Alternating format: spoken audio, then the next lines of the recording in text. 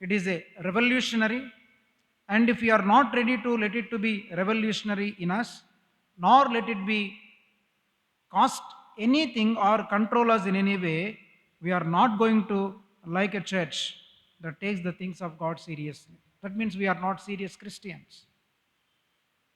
And let me, one thing bothers me very much whenever I meditate upon the cross of Christ, whenever the people are studying about the cross of Christ, whenever people are, praising God for the cross of Christ. See, one thing really bothers me,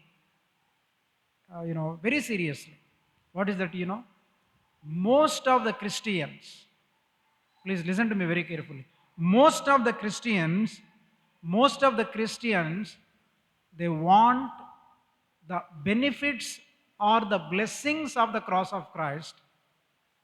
They want the benefits or the blessings of the cross of Christ, but they don't want the demands of the cross of Christ. Cross of Christ not only gives you the blessing, but the cross of Christ will also demand something from your life. The cross of Christ also demands us, or the cross of Christ challenges us. We people always want the cross of Christ to be, we want the blessings of the cross of Christ. What are the several blessings of the cross of Christ? There are so many blessings of the cross of Christ. The cross of Christ, because of the cross of Christ, I received the salvation, redemption, propitiation, the atonement work done on the cross of Christ. I am redeemed by paying the price. I am saved from my sins. I am really delivered. See, there are several, and not only that, and the cross of Christ has brought us together into the fellowship of godly people and into the fellowship of God Himself. So, the cross of Christ, there are several blessings in the cross of Christ, but most of the people, they want the blessings of the cross of Christ or the benefits of the cross of Christ, but they don't want the demands of the cross of Christ. See, what are the demands? Let me teach you later on, but these are some of the things I explained to you recently. And not only that, let me also teach you this evening some more important things. That is, you know, please remember, please remember, thank you.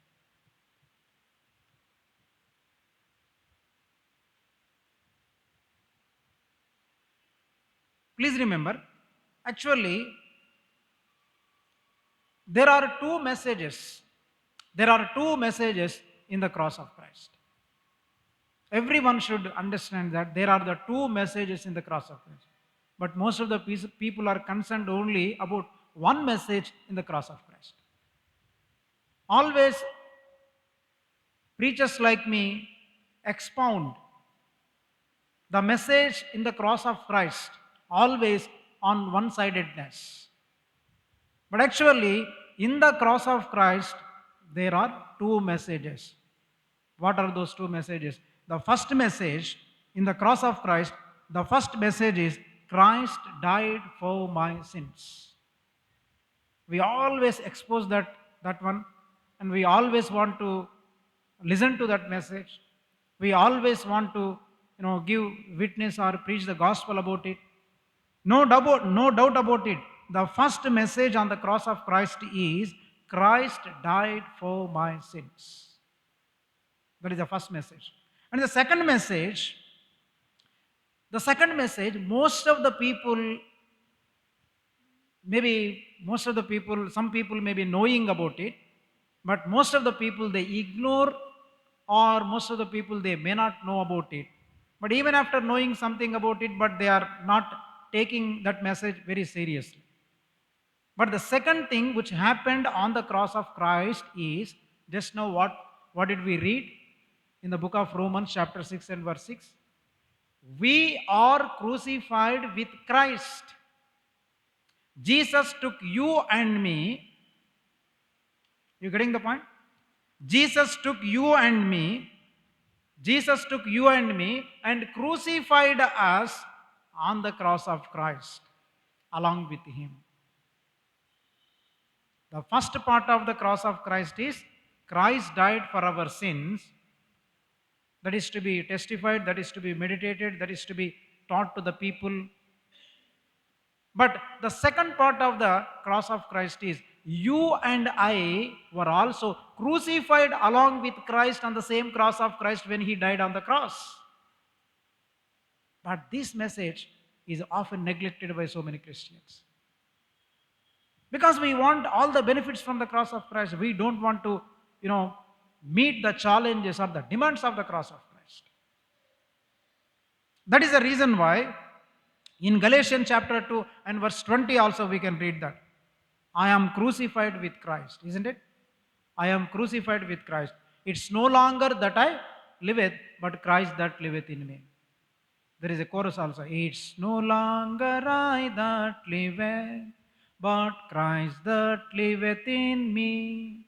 It's no longer I that liveth, but Christ that liveth in me. He lives, and He lives in me. It's no longer that I liveth, but Christ that liveth in me. Because I am crucified with Christ. That has also happened on the day of the crucifixion of Jesus Christ. Have you noticed that? We are all crucified along with Jesus Christ. So let me explain about our crucifixion along with Jesus Christ on the cross of Calvary in the coming days. But let me explain about what is the main message of the cross of Christ. What is the first message of the cross of Christ? So, my dear friends, I already explained that. See, what are the benefits of the cross of Christ? Today, let me explain about what are the benefits from the cross of Christ. See, there are so many benefits from the cross of Christ. Number one, recently I explained that in the last week I explained that what is the meaning of the cross of Christ. The meaning of the cross of Christ, cross means it is a separation. And number two, cross means it is suffering. Number three, cross means it is a sacrifice. Cross means it is a separation. Separation from the world.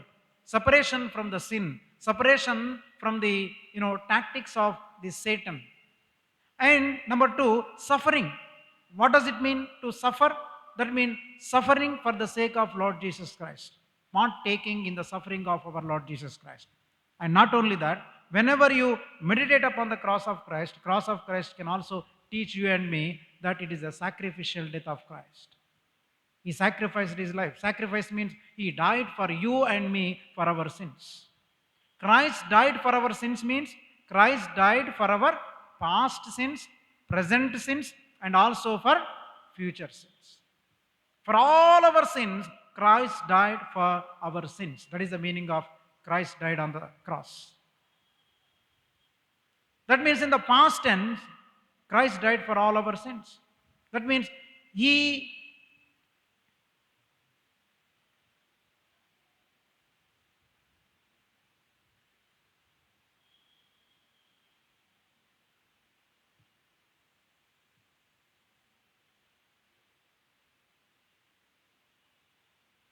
Christ died for our sins means, in the past what happened? From the past sins, Christ has redeemed us or delivered us from our guilt. From the past, we are redeemed or we are delivered from our guilt. And in the present sins, whenever we are falling in the temptation and committing so many sins, from our present situation of our sins, and Christ is releasing us or delivering us or giving the victory over sins. Victory over sins. And from the future sins, there is the hope. There is the hope. What is the hope? Whenever in the future, if I may be committing sin, then the Lord Jesus Christ is for me to forgive my sins. That means in the past, we are redeemed from our guilt. In the present, we are being redeemed from the power of the sin. In the past, we are redeemed from the from the penalty of the sin. See, in the past, there was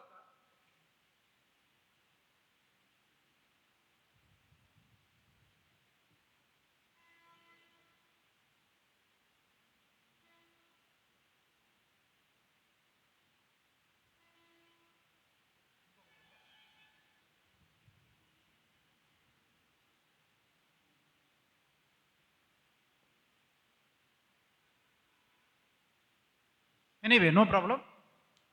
Let me explain to you. Listen to me very carefully. See, Christ died for our sins means what? He died for our past sins. Number two, he died for our present sins also. He has died for our future sins also. For example, if Livingston is going to live for 60 years or 70 years, Christ died for all of my sins. How long I am going to live? For example, I am going to live for 70 years. For 70 years of my life, whatever may be, or any number of sins that I am going to commit in my complete life, for all my sins, Christ has died. That means, listen to me very carefully, the cross of Christ, there is the redemption in the cross of Christ. What is the redemption in the cross of Christ? This is very, very important. First of all, Christ died for my past sins. Whenever you understand that Christ died for my past sins, means if Christ had not died for our past sins, there would be wrath of God, there would be judgment of God. You follow my point? There would be wrath of God, there would be judgment of God, and we would be that means we were under the penalty of our sin. We are destined to go to hellfire. That means we were under the penalty of sin. That means because we committed sin, there is a penalty. That means there is a condemnation. We all people were under the condemnation. We are condemned to the Hades. We are condemned to the hell. We are condemned to the judgment of God. That means we all people are under the condemnation.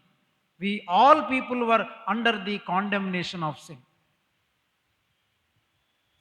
When Jesus Christ died on the cross of Christ, what happened? When Jesus Christ died for me and for you on the cross of Christ, he delivered us from our past sins.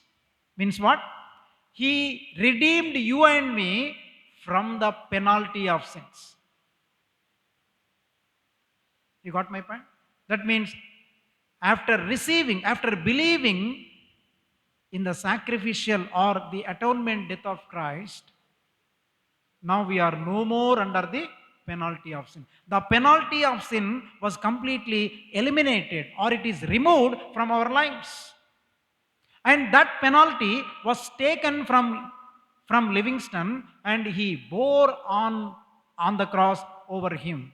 God the Father took my penalty and your penalty and the penalty of all the people of the world, and God the Father took the penalty from everybody, and he placed on his Son Jesus Christ. So that is the greatest benefit for humanity. That means, according to Romans chapter 8 and verse 1, what do we read there? If anybody is in Christ, there is no condemnation. There is no condemnation. Who is in the Lord Jesus Christ? Who is living in Jesus Christ? There is no condemnation at all. That means we are completely redeemed from the condemnation. We are completely redeemed from the judgment or from coming wrath of God. So my dear friends, this is the number one benefit which we had on the cross of Christ. And not only that, there was the penalty of sin, and number two, there was the power of sin. See, when we have committed sin, and basically Paul uses in the book of Romans two words basically. Number one, sins, and number 2, sin. There is a difference between the sins and the sin.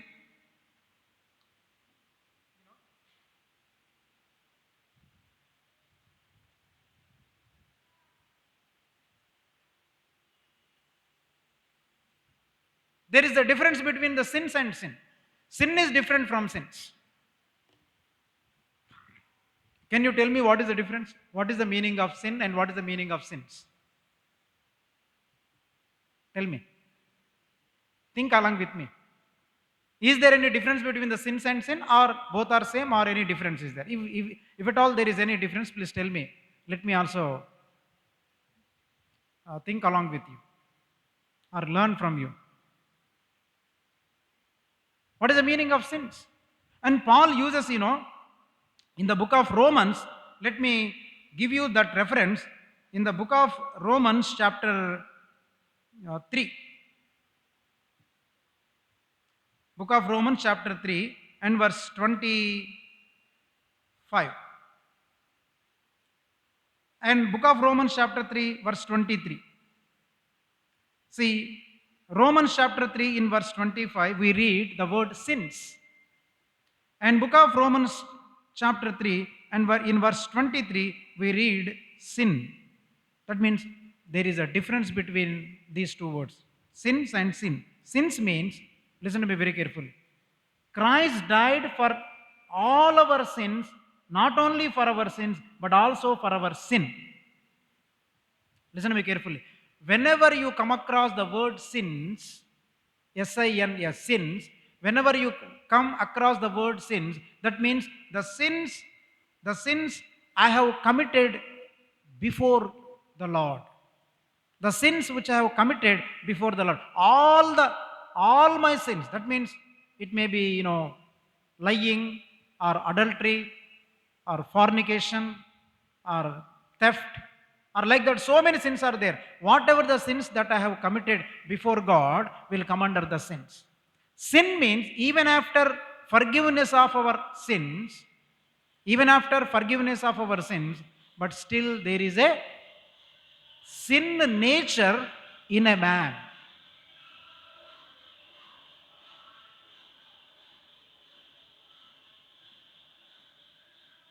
That is, sin means that means it is the principle that is working in my life and in your life. That is called nature of the sin. You got it? Nature of the sin. That means the sins means whatever the sins that I have committed before God comes under the sins. Sin means it is the nature which is residing in my life. The other way we can call it as it is our, inherent property. You know the meaning of inherent. Inherent means అది ఎట్లా చెప్పాలంటే inherent property పుట్టుకతో వచ్చిన బుద్ధి అన్నమాట అంటారు. That is called inherent property. Thank you, brother. Inherent property. Because of the sin of Adam, it is inherited to all the people. From one man, sin entered into the world. From one man, through one man, the sin entered into the world. Actually, I did not disobey God in the Garden of Eden, but Adam disobeyed God in the Garden of Eden. And because of Adam's sin, I inherited from Adam. That is called sin. That is a sin nature is still in me. I ask the forgiveness of sins in the presence of God. The Lord forgives all my sin, but still there is a nature of sin in my life. That is the reason why Paul cries in the presence of God. So, that is the reason why what I'm trying to say here is, my dear friends, listen to me very carefully. There is a sin nature. Because of the nature of the sin, there is the power of the sin. This is the penalty of sin. And this is the presence of sin. You got my point? That is in the past, there is the penalty of sin. In the present, there is the power of sin. And in the future, there is the presence of sin. Christ died for my sins. That means he delivered me from the penalty of sin. That means Christ delivered me or redeemed me from the judgment of God, from the wrath of God. That is the benefit. And number two, in the present, there is the power of sin. Even after my conversion, even after my conversion, but still the believers can also commit sins. Why? Because we are committing sins. I got converted, but still I am doing so many sins. Sometimes I am lying, sometimes I am, stealing something from others. Sometimes I am talking against something. Why all these things are coming even after my conversion? Because there is the power of sin in me. According to Romans chapter 6 and verse 14, Paul says there. That means we are no more under the law. Now the grace of our Lord Jesus Christ. We are overcoming the sin because of the grace of our Lord Jesus Christ. That means the grace of our Lord Jesus Christ is giving. That means we are no more under the power of the sin. We are no more under the power of the sin. That means the Lord Jesus Christ has redeemed us from the power of sin. That means here what do we see? We are being saved from the power of sin every day. This is the everyday process. Penalty of sin, it is once for all activity. Once for all activity. When you confessed your sin in the presence of God, then the Lord Jesus Christ has forgiven your sin. That is, the penalty of sin is completely removed. And number two, we are being saved from the power of sin. And number three, the third benefit is in the future, in the future when we will be completely redeemed from our presence of sin. That means, our nature itself is, in our nature, we are sinful.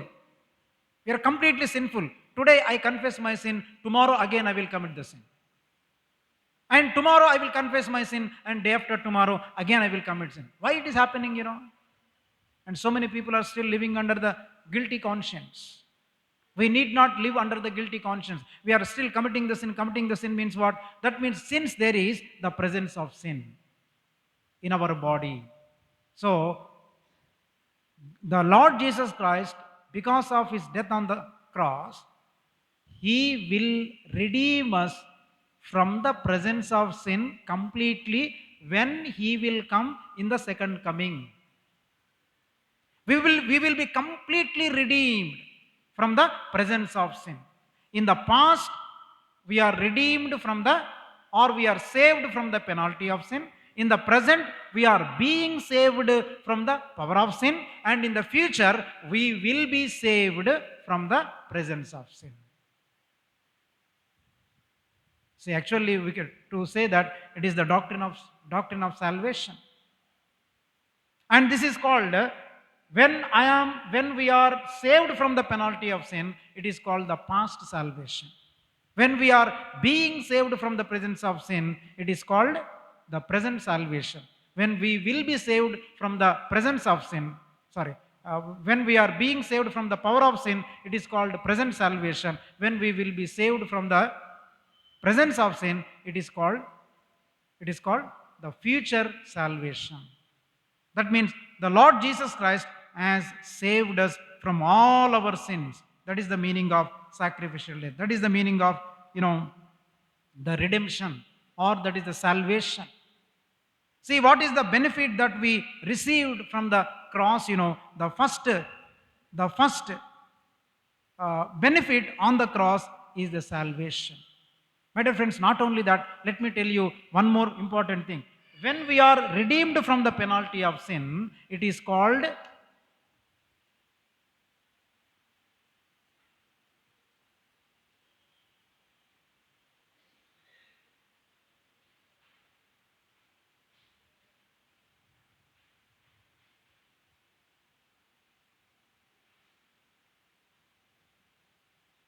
okay. Listen to me very carefully. Actually, this is a very strong tough to you this evening. It is a meat, it's not the milk. See, whatever happened on the cross of Christ, most of the people, Christ died for my sins, Lord forgive my sins, okay, forgiveness is over, and again they will go and do as they like. It's not like that. We people must meditate upon the cross of Christ. What are the benefits that we received from the cross of Christ? At least we must be aware of our benefits and our blessings. See what happened, when Jesus Christ died on the cross, what happened? He saved us. He has saved us from our penalty of sin. And number two, he also saved us. He is now saving us from the power of sin. And he will save us from the presence of sin. What happened when the Lord Jesus Christ saved us from the penalty of sin in the past?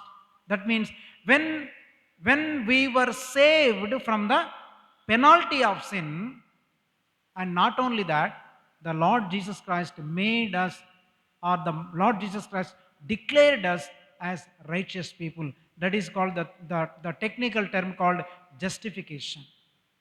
Justification means God justified you and me. God justified you and me. What is the meaning of justification?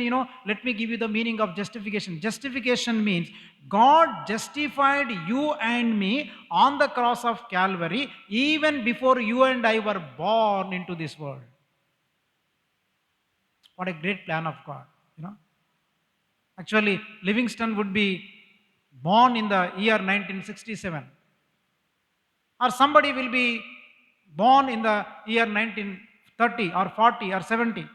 Even before you and I were born into this world, our God the Father planned everything, and Lord Jesus Christ bore all our sins, and He planned everything, and He has forgiven all our sins on the cross of Calvary.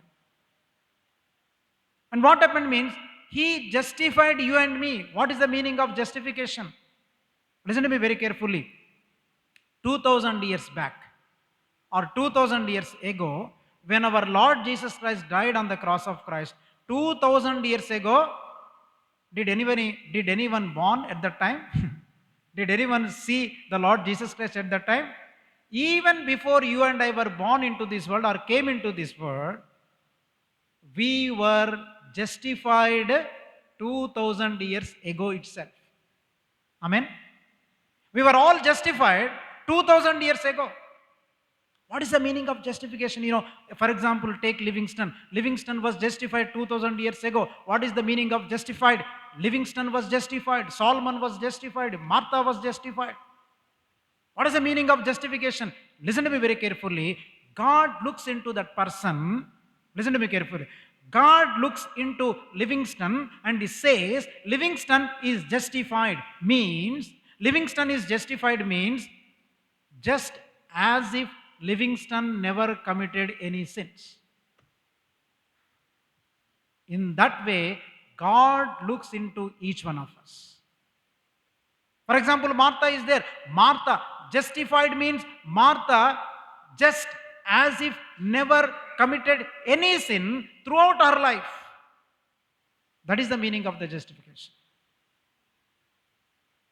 Did we confess our sins?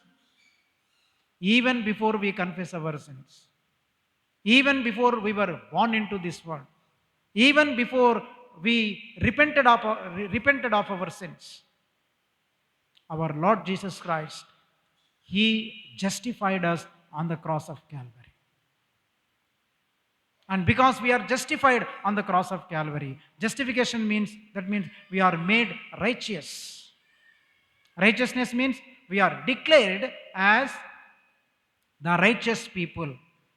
The word justification meaning, it is the legal declaration before God. Legally, we are right in the presence of God. That has been made, or that has been done on the cross of Calvary 2000 years ago. What a benefit it is. Lord Jesus Christ, see, even when I was such a sinner, such a wretched man I am, but even then, Lord, you considered me. You thought in your mind about me, and you have chosen me, and you made me justified, O Father. What a benefit it is. That is the meaning of the justification. And second one, that means when the Lord Jesus Christ died on the cross of Christ, that means we are saved, we are being saved from the power of sin. Power of sins means in the present day, every day, what is happening, we are being sanctified. Sanctification. We are being made holy people. Every day we must be sanctified. Kadaga boduta. Every day, kadaga boduta, kadaga boduta. Cleansing your conscience. The Lord Jesus Christ cleanses you and me, and He will sanctify you. Sanctify you. That means setting apart. That is the meaning of the sanctification. So, because of the death of Jesus Christ on the cross of Calvary, we are made justified, we are made righteous people, and not only that, we are being sanctified every day. And not only that, finally, when the Lord Jesus Christ will come in the second coming, and we will be glorified. We all people will be getting the glorified bodies. Glorified bodies means sinless bodies. And today, that door is closed. I cannot go outside without opening that door, isn't it? If I lock up all the doors without opening the locks, can we move outside? It is highly impossible. But for the glorified bodies, the door is not an hindrance. The lock is not an hindrance. The slab is not an hindrance. The sun is not an hindrance. Nobody will be as hindrances to all of us. We will be just walking through the walls. We will be just flying through the terrace or the slabs. That is called the glorified bodies. All these things have happened on the cross of Calvary. This is the great salvation. That is the reason and the writer of the Hebrews says that in chapter 2 and verse 3 and 4. How can you, that means you people are neglecting this great salvation. How can you escape this great salvation? Why you are neglecting this great salvation? Let me read that verse and let me close this session, my dear friends. Please turn with me from the book of Hebrews, chapter 2. See, there is a beautiful word is there. So, which is to be meditated every day, and we must live according to that word. Book of Hebrews, chapter 2.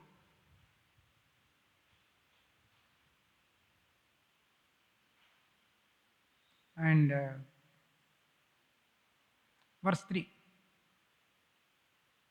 Or let me read it from verse 2. Or from verse 1 we can read it, Please look into the scripture. Therefore, we must give the more earnest heed to the things we have heard, lest we drift away. See, today so many Christians are being drifted away. Drifting away. Drifting away, you can watch in the, port or seaport, or you can see in the seashore, whenever some ships will come onto the seashore, after putting that, what do you call? Anchor. After putting the anchor, why people are keeping the anchor to the ship? Because the ship should not be drifted from the place. So why we are keeping the ship? How can we keep the ships not to move from that place? That means by keeping the anchors to that ship. And slowly the ship will be moving from one place to the other place. So without our observation. So the ship will be slowly moving from the seashore to the other place. That is called the drifting away. And here the writer of the Hebrews says that, therefore we must give the more earnest heed to the things we have heard, lest we drift away. We are hearing so many things, we are listening so many things. But after listening to so many things, we should not be drifted away from the word of God. And verse 2, for if the word spoken through angels proved steadfast, and every transgression and disobedience received a just reward. And verse 3, you see, this very, tremendous word. How shall we escape if we neglect so great a salvation, which at the first began to be spoken by the Lord and was confirmed to us by those who heard him? The The writer of the book of Hebrews says that how can you escape? How can you neglect a great salvation? How can you neglect this great salvation? Why it is a great salvation? Why do we call it is a great salvation? We call it is a great salvation because a great person died for it. Why do we call it is a great salvation? Our salvation is so great because a great person died for it. And not only that, he is not only a great person, he is our great savior. A great person behind this, a great person is behind this salvation. And he is warning us how can you escape by neglecting this kind of great salvation. And book of the writer of the book of Hebrews says, how can you escape the great salvation? Let me give you the answer. Actually, this question is, it is a rhetorical question. You know, rhetorical questions, they put the question, but they will not give the answer. That is called rhetorical questions. In the Bible, there are so many rhetorical questions are there. In the rhetorical question, he is putting, how can you escape by neglecting this great salvation? He is not giving the answer, but let me give you the answer. How can we neglect, how can we escape, how can we escape the coming judgment by neglecting this great salvation? That means you cannot escape. If you neglect this great salvation, you think that I can escape, but you cannot escape. My dear friends, so this is the great warning to every one of us. Whenever we meditate upon the cross of Christ, we are made righteous, so live a righteous life. And the Lord Jesus Christ is sanctifying us every day. Be sanctified every day. And we are going to be glorified one day when our Lord Jesus Christ will return, and then we will be receiving the great joy and the great salvation, and not only that, the great communion with our Lord Jesus Christ. See, so many benefits are there in the cross of Calvary. It's not just thing that Lord Jesus Christ, if He forgive my, please forgive me, forgive my sins, and Lord Jesus Christ forgive my sin. I took the baptism, I became the Christian. That is a very shallow understanding about our salvation. Most of the Christians shall understand, and some people, they take the baptism at the time of their marriage only. I often ask the people, is it the baptism at the time of marriage baptism or for the Lord's baptism? Prabhu koraka, pelli koraka. Pelli baptisma, Prabhu baptisma. So many people, they do not take the baptism for the sake of the Lord, but they will take the baptism for the sake of their marriage. How can you neglect? Here, the writer says, he is not blaming us. He is not blaming the Christians. You people, you are rejecting Christ. No Christian is rejecting our Lord Jesus Christ. We are not rejecting the Lord Jesus Christ, but we are neglecting the salvation offered by our Lord Jesus Christ. That is the tragedy of the Christian. We are not rejecting the Lord Jesus Christ, but we are neglecting the salvation given by the Lord Jesus Christ. See, are we living the righteous lives every day? Are we being sanctified in our day-to-day lives? Are we really having the hope of getting into the glory? If these things are not understood by you and me, that means we are in a dangerous condition. You see, it's a very scary thing to understand all these things. So, my dear friend, this is the way of meditating upon the cross of Christ. What the cross of Christ has done. Why did Christ died on the cross? These are the benefits. And again, there are so many other benefits are also there. Let me explain you in detail if God willing. So let us all together understand our hearts, examine our hearts, and let us repent of our sins and ask the Lord forgiveness, and ask the Lord, Lord, I am not rejecting you, Lord, but I am neglecting your salvation. Help me, Lord, not to neglect your salvation in any way. May the Lord bless this word. Let us pray. Our loving and heavenly Father,